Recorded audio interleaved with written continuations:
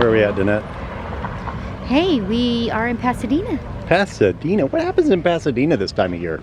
The Rose Bowl Parade. The Rose Parade and the Rose Bowl. And the Rose Bowl. There's where the Rose Bowl's at, right across the street.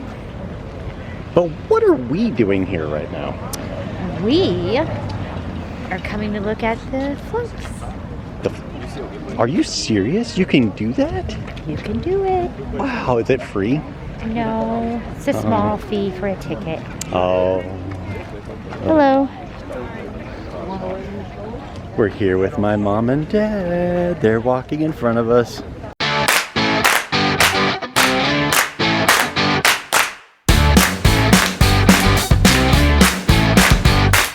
Welcome to the float construction and preview for the 135th Tournament of Roses Parade. Starting at 8 a.m. Pacific Standard Time on this New Year's Day, the Rose Parade runs 5.5 miles down Colorado Boulevard in Pasadena, California. Millions of people around the world either come to Pasadena, California, or tune in on their televisions every New Year's Day to watch the Tournament of Roses Parade, a family tradition that has been passed down from generation to generation. Today we are heading into a warehouse where about a dozen of floats and vehicles are in the final stages of decorating before the big day. In order to view these floats before Parade Day, you'll need to buy tickets. We'll add the link in the description below. Once we were parked, it was about a half-a-mile walk to the entrance of the viewing area. Along the way, there were plenty of food trucks, vendors, and even a tent where a few of the vehicles being used were being decorated with flowers. These vehicles here will have the Grand Marshal of the parade as well as the Rose Parade's Queen and her court.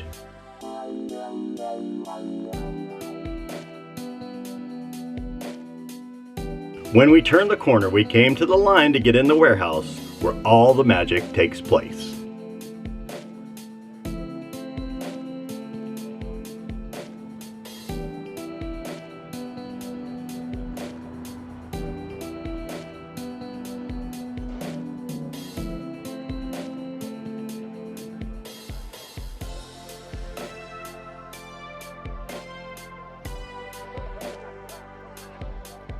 The concept art for each float we're going to see today, as well as some descriptions about them, were along the queue line on boards. See if you can find them in the warehouse as we walk through.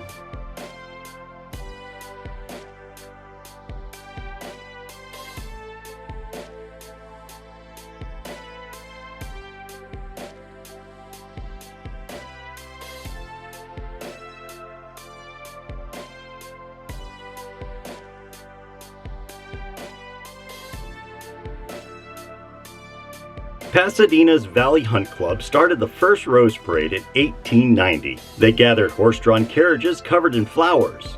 Following the parade, they hosted foot races, a game of tug-of-war, and even polo matches.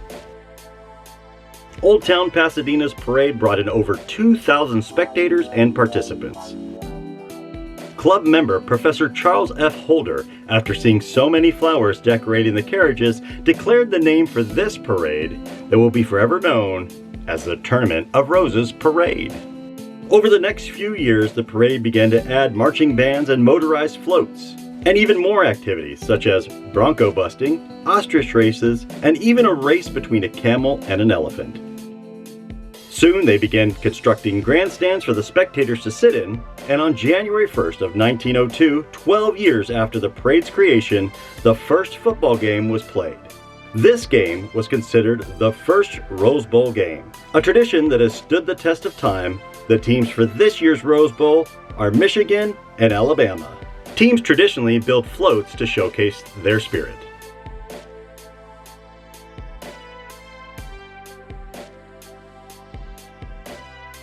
All parade floats, framework, and surfaces must be covered in natural materials such as flowers, plants, seaweed, seeds, vegetables, nuts, or as we can see here, this float is using bark to create a tree stump.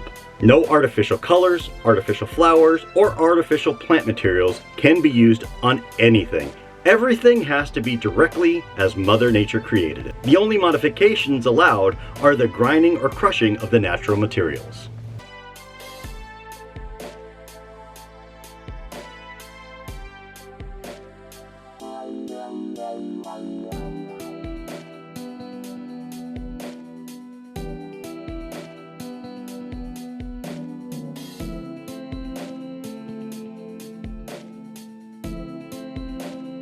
It looks like Alabama didn't get the memo on its float. Could this be an omen on the future of the game? Will they finish the float on time? And in the game itself, will they have a slow start before victory, or will they fall short? Only one way to find out is to watch the parade and the game.